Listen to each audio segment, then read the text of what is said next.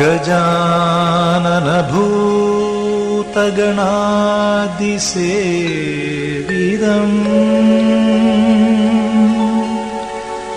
कपित्थजम्बुफलचारुभक्षणम्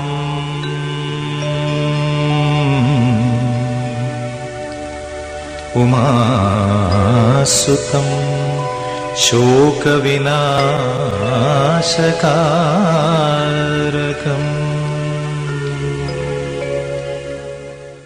गजाननଙ୍କ आगमନରେ सारा ओडिशा चलचंचल।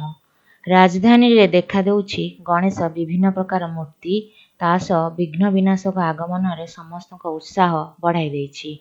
भुवनेश्वर कारुकार्य झलमल होई उठिछि गणेशଙ୍କ मूर्ति। केही केही तांको आराधना करती गणेश नाम रे, पुणी केही केही कहती एकदंत। विनायक गणपति नाम रे भी से पूजित हुअंती भक्त मानक द्वारा। हिंदू धर्मावलम्बी प्रिय ठाकुर गणदेवता गणपति बाधाविघ्न दूर करती। तांको पूजा अर्चना कले सिद्धि मिले। से विद्या दियंती, सुख समृद्धि प्रदान करती। भगवान शंकर और माता पार्वती गेह्लानंदन गणेश सौभाग्य आनी दियंती। कार्य को सफल करती। बुद्धि ज्ञान दियंती, सुख समृद्धि प्रदान करती।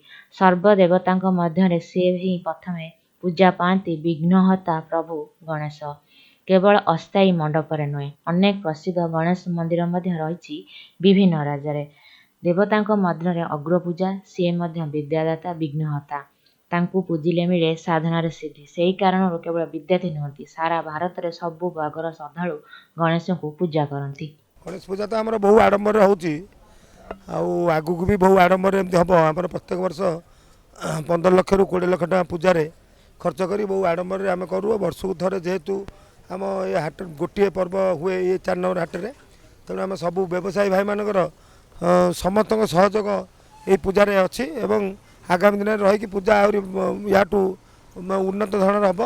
एवं गणेश पूजा आमर 1 तारिख रु कलश यात्रा, 2 तारिख है आज हूँ गणेश पूजा आमर ठाकुर पूजा। काली 3 तारिख भजन प्रोग्राम अच्छी। आउ 4, 5, 6, 7, 8 आमर कल्चराल फंक्शन आउ बहु आडम्बर महोत्सव ये हूँ।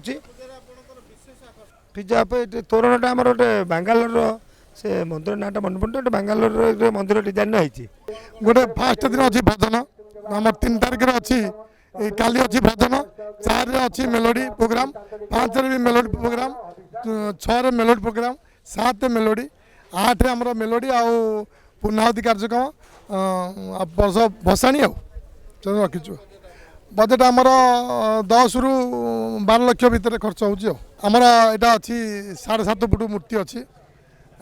टेंट भी आम कटक पार्टी कर सब आई बाहर आमर कालकाटा पार्टी आसिक सब कर मेढ़।